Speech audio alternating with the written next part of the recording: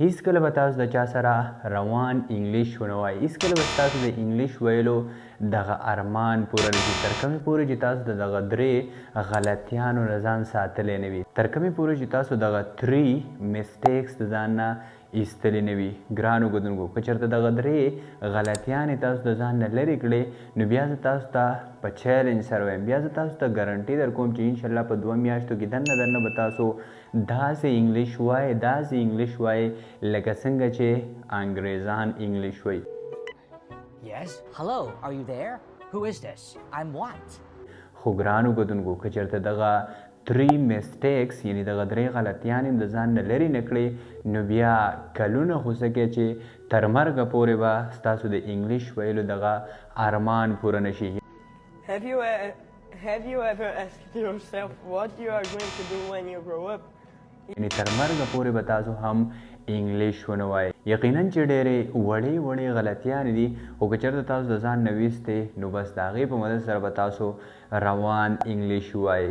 په اول نمبر باندې چې کومه میسټیک دی نو سټوډنټ بلها کسان داسې وي چې هغه بېشکه دا خبره خوښوي چې مونږ دې د چا سره روان انګلیش ووایو، یعنی مونږ د چا سره په انګلیش کې ډاډه خبرې وکړو. To get to the place I am today and God has blessed me with way too much for me to complain about anything. So خو بل سایډ ته که وګورې نو ډاډه خبرې روان انګلیش چې په کومه خبرو باندې ویل کېږي د هغې لپاره چې څه ریکوایرمنټس وي نو هغه هغې ونه فالو کوي.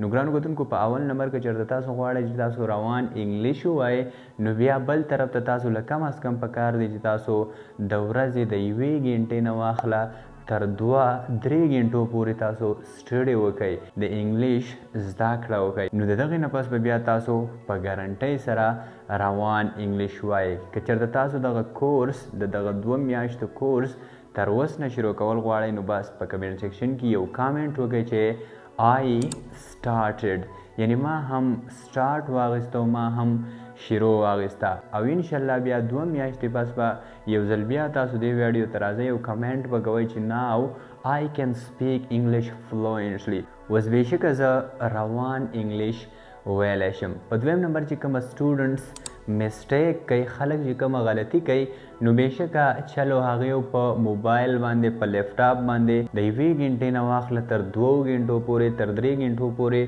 ویډیوز ګوري سټډي کوي لرنینګ کوي د انګلیش سره ریلیټډ ویډیوز ګوري خو هغه جسټ ټایم ویسټینګ کوي صرف ځان ته ټایم ضایع کوي هغه بس هغه ویډیو واچ کوي او د انټرټینمنټ دپاره میبي چې څه دې زده کوي یا نه زده کوي خو بس هغه ویډیو واچ کې ځان ته ټایم ضایع کړي. نو ګرانو کتونکو په دویم نمبر کې چېرته تاسو غواړئ چې تاسو د چا سره په انګلیش کې ډاډه خبرې وکړئ تاسو فلوئنټلی انګلیش ووایئ نو بیا یو ویډیو هسې واچ کوئ مه کم از کم د ځان سره په دغه ټایم کې یو پین راخلی پنسل راخلی کاپي راخلی او څه چې هم تاسو د دې ویډیو نه زده کوئ څه چې هم تاسو په دې ویډیو کې ګورئ نو هغه بیا د ځان سره په دې کاپي کې نوټ کوئ نو بیا تاسو چې کومه زده کړه به دغه ځای کې کوئ نو دغسې څوک په یو انسټیټیوټ کې انګلیش اکیډمي کې هم نه کوي او انشاءالله دا به بیا ستاسو نه کلونه څه کوي چې تر مرګه پورې هم نه هیر کېږي. نو که انګلیش په پښتو کې زده کول غواړئ صرف او صرف په 2 میاشتو کې نو بیا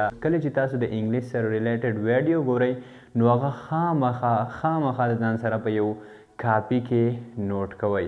په دریم نمبر چې سټوډنټس یعنی خلک کومه میسټیک کوي چلو هغې د انګلیش سره ریلیټډ کلاسز ګوري 1 غنټه ګوري 2 غنټې ګوري 3 غنټې ګوري د دې نه علاوه هغه د ځان سره دغه څه چې زده کوي په یو کاپي کې یو نوټ بک کې هم نوٹ کوي خو په دریم نمبر دیو دا غلطي کوي کله چې د دیو دا کلاس ختم شي یعنی 1 غنټه ورکي 2 غنټې ورکي او د دغه ورځې دغه لرنینګ وکړي زده کړه وکړي نو بیا هغې دا غلطي کوي چې فار ایگزامپل هغې بیا یو کار له لاړ شي کرکټ له لاړ شي بازار ته لاړ شي یا په چکر وځي نو بس هغې د انګلیش په باره کې تھینکینګ نه کوي هغې چې څه زده کړي د هغې په باره کې سوچ نه کوي. نو ګرانو کتونکو په دریم نمبر میسټیک دا دی چې تاسو به دغه تھینکینګ نه پرېږدئ خامخا تاسو چې په دې ورځ کې څه زده کړي وي نو بیا چې تاسو کله د دغې ورځې دا لرنینګ سټاپ کوئ نو د دې نه پس بیا تاسو هم د دغه زده کړې په باره کې خامخا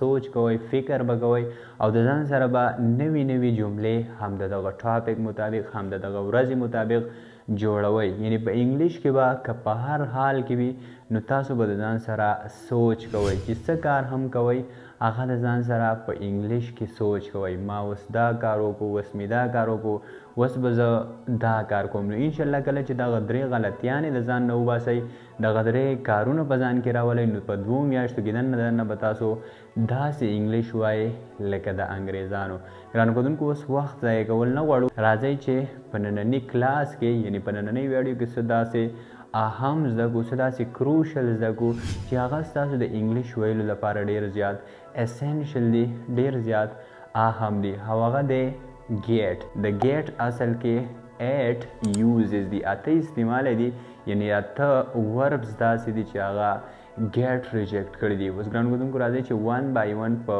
خپله اسانه پښتو کې دغه زده کړو سو لیټس کیک آف د لیسن نو ګرانو کتونکو لکه څنګه چې تاسو ته ما د ویډیو په سټارټ کې ویل چې د گیټ اته استعمال دي نو اته استعمال لاسه کې چې د شلو نه هم سیوای استعمال دي نو ګرانو کتونکو اوس راځي چې په اول نمبر باندې د گیټ استعمال زده کو نو لکه څنګه چې تاسو ته معلومه ده د انګلیش یو ورب دی او هغه دی بیکم د کمی مطلب چې دی هو جانا یعنی جوړېدل فار ایگزامپل یو استاد جوړېدل ډاکټر جوړېدل دغسې یو کامیاب انسان جوړېدل دغسې په ویدر کې په موسم کې یخني جوړېدل ګرمي جوړېدل دغسې په ایج کې د 40 کالو جوړېدل وغیره وغیره په کلر کې سپین کلر تور کلر جوړېدل نو د بیکم مطلب دی جوړېدل خو زموږ سره گیټ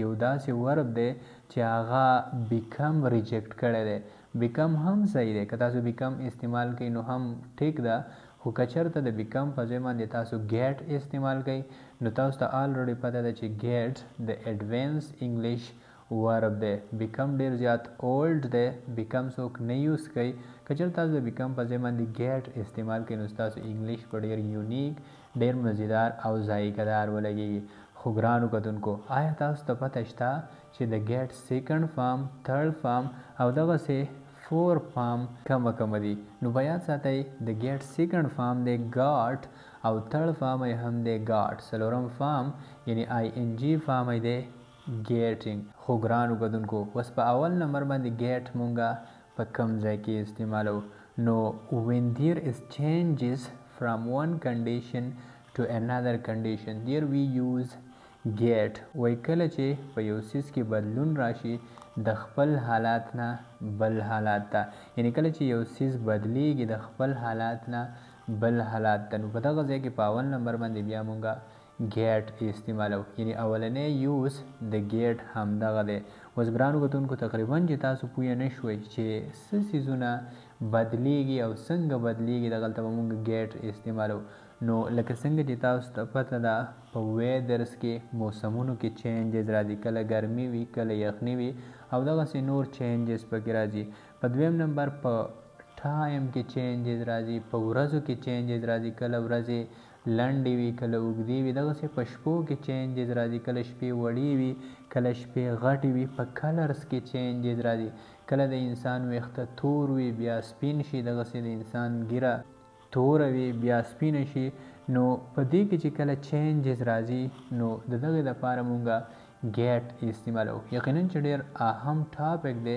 ډېره زیاته اهمه ویډیو ده که ویډیو م تر اخره پورې وکته نو زه تاسو ته په چیلنج سره وایم چې ستاسو په نالج کې ستاسو په علم کې به یو نوي اضافه وشي داسې اضافه به وشي چې دا خبرې څوک چاته په سوشل میډیا باندې نه ښایي یعنی داسې انګلیش څوک چاته په سوشل میډیا باندې نه ښایي دا ډېرې ګرانې خبرې دي چې دا هر چاله ورځیم نه ګینې د پریکټس دپاره د ټیسټ کولو دپاره د ټرای دپاره تاسو نن د دې ویډیو نه زده کړه وکئ په دهان سره یې وګورئ او بیا تاسو په سوسایټي کې د هغه کسانو نه تپوس وکئ څوک چې په انګلیش کې ایکسپرټ دي چې داسې قسم له سینټنسز به مونږ څنګه په انګلیش کې استعمالو نو ګرانو کتونکو اوس راځئ چې په اول نمبر باندې د گیټ استعمال زده کړو لکه څنګه چې تاسو ته ما وویل چې دا مونږه په هغه ځای کې استعمالو کله چې په ویدرز کې چینجز راځي نو څنګه چې تاسو ته معلومه ده اکثر له مونږ په پښتو کې سینټنس استعمالو مونږ وایو موسم ګرمیږي،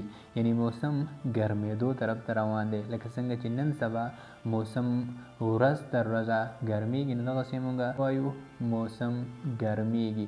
اردو کې د دې لپاره استعمالیږي موسم ګرم هو رها ہے، یعنی موسم ګرمیږي. په انګلیش کې د دې لپاره ګرانو کتونکو استعمالیږي the weather is getting warm. the weather is getting warm مطلب دا دی چې موسم ګرمیږي. که تاسو وایئ چې the weather is becoming warm، نو بیا مې مطلب دا دی چې موسم ګرمیږي. خو تاسو ته ما د ویډیو په سټارټ کې ویل چې ګیټ لګېدلی دی او بیکم یې ریجیکټ کړی دی، او ګیټ آلریډي د ایډوانس انګلیش ورډ دی. ګیټ آلریډي د ایډوانس انګلیش ورب دی، نو بهتره ده چې تاسو ګیټ استعمال کوئ. خو ګرانو کتونکو که چېرته زه اوس دلته وایم چې نه موسم ګرمیږي نه موسم یخیږي، نو بیا دې لپاره په انګلیش کې استعمالیږي the weather is getting cold. the weather is getting cold مطلب دا دی چې موسم یخیږي. او یا که چېرته زه آلریډي ویم چې موسم یخ شوی دی، نو بیا د دې لپاره په انګلیش کې استعمالیږي the weather has got cold. the weather has got cold مطلب دا دی چې موسم یخ شوی دی. بس سمپل استعمال دی. څنګه چې مونږ ټینسز استعمالو، په کنټینیوس ټینسز کې مونږ آی ان جی فارم استعمالو، په پرفیکټ ټینسز کې مونږ د ورب تھرډ فارم استعمالو، دغسې په انډیفینټ ټینسز کې مونږ د ورب فرست فارم او د ایس ای ایس استعمال په بعضې ځای کې په بعضې کې نه، هم په دغه استعمال باندې دلته مونږ هم د ګیټ استعمال کوو. ګیټ یو ورب دی. نو ګرانو کتونکو په اول نمبر مونږ د ویدر په باره کې زده کړه. اوس راځئ چې په دویم نمبر باندې مونږ د ډیز یعنی د ورځو په باره کې زده کړو، د ټایمز د ټایم په باره کې زده کړو، دغسې د نایټس د شپو په باره کې زده کړو. پښتو کې مونږ سینټینس استعمالو، مونږ وایو ورځې غټیږي. نو او دا خو ښکاره خبره ده، کله ورځې غټیږي اوږدیږي او کله وړې کیږي لنډیږي. نو اردو کې د دې لپاره استعمالیږي دن بڑے ہو رہے ہیں. د دن بڑے ہو رہے ہیں مطلب دا دی چې ورځې غټیږي ورځې اوږدیږي. انګلیش کې د دې لپاره استعمالیږي the days are getting long. the days are getting long مطلب دا دی چې ورځې غټیږي. او تاسو ته پته ده ښکاره خبره ده، کله چې ورځې غټیږي ورځې اوږدیږي نو د هغې اپوزیټ سایډ بل طرف ته شپې وړې کیږي، شپې لنډیږي. نو که په دویم نمبر سنټینس کې زه ویم چې شپې وړې کیږي، اردو کې دې لپاره استعمالیږي راتیں چھوٹی ہو رہی ہے. د راتیں چھوٹی ہو رہی ہے مطلب دا دی چې شپې لنډیږي. که چېرته تاسو پکې ووایئ چې ورځ تر ورځه یعنی دن بدن، فار ایگزامپل راتیں چھوٹی ہو رہی ہے دن بدن، نو بیا دې لپاره په انګلیش کې استعمالیږي the nights are getting short day by day. the nights are getting short day by day مطلب دا دی چې شپې لنډیږي ورځ تر ورځه. خو ګرانو کتونکو که چېرته زه اوس د ایج په باره کې د عمر په باره کې ویم، لکه څنګه چې تاسو ته پته ده انسان اول ماشوم وي، بیا ځوان شي، بیا بوډا شي. نو که زه ویم چې انسان بوډا کیږي، اردو کې د لپاره استعمالیږي انسان بوڑا ہو جاتا ہے. او په انګلیش کې د لپاره استعمالیږي man gets old. the man gets old مطلب دا دی چې انسان بوډا کیږي. ګران کتونکو دلته صرف او صرف د ټینسز استعمال دی. یو ګیټ منګه استعمالو، کله ګیټس استعمال کو، کله ګیټینګ استعمال کو، کله ګاټ استعمال کو. هغه صرف مونږ ټینس بدلو را بدلو، باقي هم هغه یو ګیټ دی. که چېرته تاسو په ټینسز باندې نه پوهیږئ نو د ټول نه اول تاسو له ټینسز د کول پکار دی. او په ټینسز باندې آلریډي مونږ ویډیوز اپلوډ کړي دي، تاسو بالکل د هغې نه ټینسز د کولی شئ. د دې ویډیو په ډسکرپشن کې به زه تاسو ته د هغه ویډیوز لینک پرېږدم چې د هغې نه تاسو ټینسز زده کوئ او ستاسو دا مشکل ختم شي. په دویم نمبر ګرانو کتونکو فار ایگزامپل زه د خپل ځان په باره کې خبر وکړم، زه وایم چې زه بوډا کېږم، یعنی زه ورځ تر ورځه بوډا کېږم. میں دن بدن بوڑا ہو رہا ہوں مطلب یې دغه دی. او انګلیش کې دې لپاره استعمالیږي I am getting old day by day. the I am getting old ډے بای ډے مطلب دا دی چې زه ورځ تر ورځه بوډا کېږم یاره چې دا به څه چل وي. او ګرانو کتونکو په آخري نمبر باندې فار ایگزامپل که تاسو خپل ملګري ته وایئ خپل دوست ته وایئ لا بل چا ته وایئ چې یاره ته خو څه عجیبه سړی ته خو ورځ تر ورځه ځوانېږي. اردو کې دې لپاره استعمالیږي تم दिन ब दिन जवान हो रहे हो. तुम दिन ब दिन जवान हो रहे हो مطلب دا دی چې یاره ته خو ورځ تر ورځه ځوانېږي. دا اخر ته څه خورې ته ورځ تر ورځه ځوانېږي. دې لپاره په انګلیش کې استعمالیږي you are getting young day by day. you are getting young day by day مطلب دا دی چې یاره ته خو ورځ تر ورځه ځوانېږي.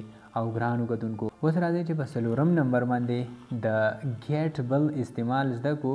ایکچولی دا د ګیټ اولنی استعمال دی خو په اولنی استعمال کې بیا دا پنځه شپږ استعمال نور دي یوزز نور دي. نو اوس راځئ چې په څلورم نمبر باندې بل استعمال زده کړو.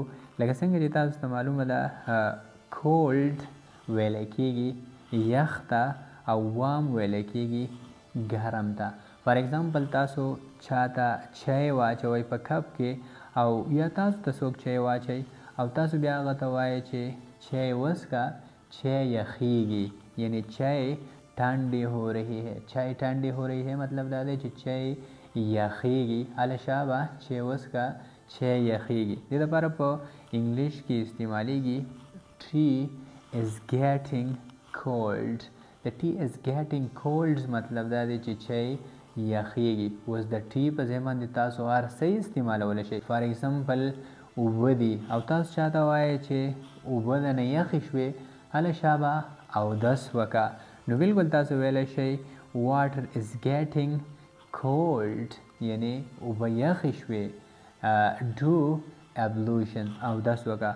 خو که زه چېرته دلته وام استعمال کړم ګرم استعمال کړم فار ایگزامپل تاسو چاته د یو څیز په اړه وایئ چې ګرم شو یعنی تاسو چاته وایئ چې وجود دې ګرمیږي یعنی تمہارا جسم گرم हो रहा है.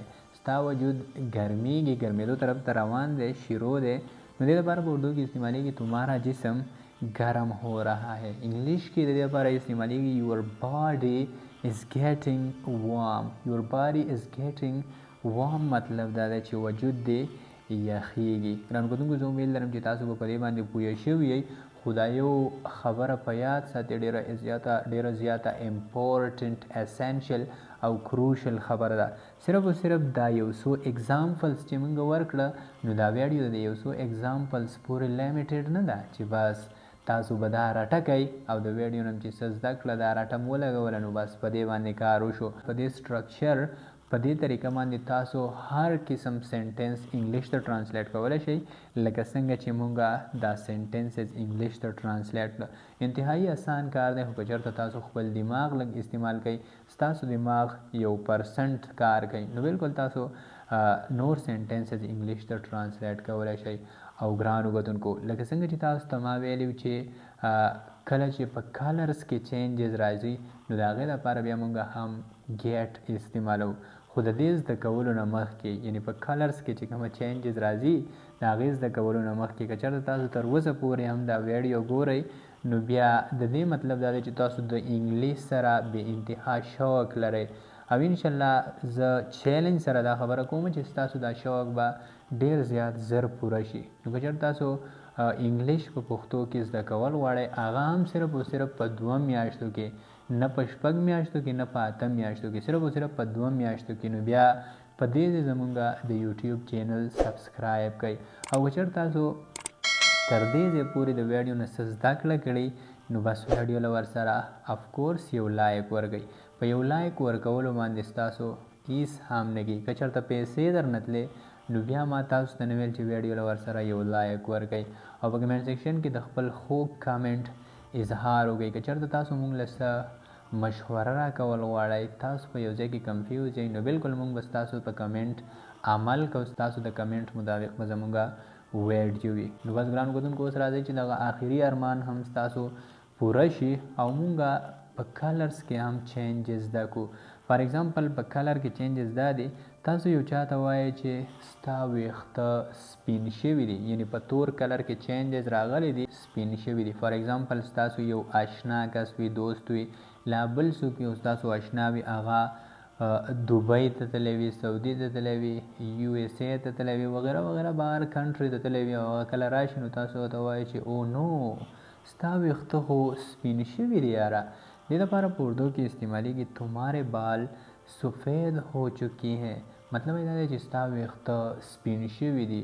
او په انګلیش کې دې دپاره استعمالیږي your hair has got white. د your hairs has got white مطلب دا دی چې ویښته دې ګوره سپین شوي دي ښه. خو ګرانو کتونکو اوس که چېرته زه چاته وایم چې یاره ګیره مې ورځ تر ورځه سپینیږي، یعنی ګیره کې مې ورځ تر ورځه سپین ویښته سیوا کیږي، اردو کې دې دپاره استعمالیږي میری داڑھی سفید ہو رہی ہے دن بدن، یا دن بدن میرے داڑھی سفید ہو رہی ہے. انگلش کې دې دپاره استعمالیږي my beard is getting white day by day. my beard is getting white day by day مطلب دا دی چې ګیره مې ورځ تر ورځه سپینیږي. بیرډ ویلی کېږي ګیرې ته، BEARD بیرډ، او مطلب یې دی داړي یعنی ګیره. ګرانو کتونکو زه امید لرم چې تاسو به په ویډیو باندې پوه شوي یې، تاسو به د ویډیو نه بلا زده کړه کړې وي. او اوس راځئ دا و د ګیټ فرسټ یوز. د دې نه نیکسټ ویډیوز کې به مونږ د ګیټ هغه شپږ اته یوزز نور هم زده کوو، خو د دې نه علاوه اوس راځئ چې څه نوره زده کړه هم وکړو. د ګیټ آپ مطلب دی پاسه. کله چې یو کس په بیډ کې پروت وي، په کټ کې پروت وي، په صوفه کې پروت وي، په ځمکه پروت وي، خو چې پروت وي او تاسو ورته وایئ چې هله شابه پاسه، نو دا یو فریزل ورب دی او مطلب یې دی پاسه یعنی ګیټ آپ. خو که چېرته بیا تاسو چاته ووایئ چې ګیټ اسایډ، نو د ګیټ اسایډ بیا مطلب دا دی چې یو طرف ته شه. فار ایگزامپل څوک په لار په مینځ کې ولاړ وي او تاسو وایئ چې یو طرف ته شه، نو بیا دې لپاره بالکل تاسو هغه ته په انګلیش کې ویلی شئ ګیټ اسایډ، مطلب یې دا دی چې یو طرف ته شه. خو که چېرته تاسو ووایئ چې ګیټ این، نو بیا د ګیټ این مطلب دا دی چې وخیجه، یو گاڑی ته وخیجه. کله چې تاسو چاته وایئ چې وخیجه گاڑی ته، نو دې لپاره په انګلیش کې استعمالیږي ګیټ این یعنی وخیجه. خو که چېرته تاسو چاته ویل غواړئ چې راکوز شه، نو بیا دې لپاره ګیټ این نه استعمالیږي، دې لپاره بیا استعمالیږي ګیټ آف. د ګیټ این مطلب دا دی وخیجه او د ګیټ آف مطلب دا دی راکوز شه. خو ګرانو کتونکو که چېرته تاسو چاته ووایئ چې ګیټ آوټ، نو د ګیټ آوټ بیا مطلب دا دی چې بهر وځه، بهر ته وځه. ګیټ آوټ مطلب یې دا دی چې بهر ته وځه. او ګرانو کتونکو په شپږم نمبر که چېرته تاسو چاته ووایئ چې ګیټ اوی، د ګیټ اوی مطلب دا دی لرې شه، یعنی د مخې نه مې لرې شه. ګیټ اوی لرې شه، دور رهو. او په آخري نمبر ګیټ اهیډ. د ګیټ اهیډ مطلب دا دی چې مخکې ځه، آګې بړو. کله چې تاسو چاته داد ورکوئ، څوک اپریشیټ کوئ، نو تاسو ته بالکل ویلی شئ ګیټ اهیډ، مطلب یې دا دی چې آګې بړو. اوس د دې ویډیو خلاصه ګرانو کتونکو په اول نمبر باندې مونږ زده کړه په ویدرز کې چینجز، یعنی کله چې زموږ څه موسم ګرم وي یا یخ وي، نو هغې لپاره مونږ ګیټ استعمالو د ټینس مطابق. که مونږ د پریزنټ کنټینیوس ټینس په اړه خبره کوو، د پریزنټ انډیفینټ او که د هر یو ټینس په باره کې خبره کوو، خو اول مونږ په ویدر کې چې چینجز راشي د هغې لپاره ګیټ استعمال کړو. په دویم نمبر په ورځو کې، په شپو کې او په ټایم کې چې چینجز راشي د هغې لپاره مونږ ګیټ استعمال کړو. په دریم نمبر باندې مونږ په یخ او په ګرم کې، فار ایگزامپل یخ چای وي، یخې اوبه وي، یخ وجود وي، په دې کې مونږ چینجز زده کړو. په څلورم نمبر باندې مونږ په کلرز کې، یعنی ویښته سپین شي، تور شي، هر یو رنګ کې چینجز راشي، نو په څلورم نمبر مونږ په کلر کې چینجز زده کړو او هغه هم د ګیټ په استعمال سره. په شپږم نمبر مونږ زده کړو ګیټ آپ چې ویلی کېږي پاسېدو ته. بیا د هغې نه پس مونږ ګیټ اسایډ په اووم نمبر باندې زده کړو او مطلب یې دی یو طرف ته شه. ګیټ این وخیجه، ګیټ آپ کوز شه، ګیټ آوټ بهر ته وځه، ګیټ اوی لرې شه، دور رهو، ګیټ اهیډ आगे बढ़ो مخکې ځه. ګرانو کتونکو زه امید لرم چې تاسو به د ویډیو نه بېشکه چې زده کړه کړې وي. که چېرته تاسو د ویډیو نه زده کړه کړې وي نو بس نور څه خو نه وایم خو ویډیو له یو لایک ورکئ او که چېرته تاسو غواړئ چې انګلیش موږ په پښتو کې زده کړو نو بیا هر څه ستاسو د مخې دي. انګلیش په پښتو کې د زده کولو لپاره زموږ د یوټیوب چینل سبسکرایب کړئ. د ویډیو کتلو یو جهان مننه. د نیکسټ ویډیو پورې په الله سپارم. د لوی الله په امان. تھینک یو سو مچ. تھینک یو.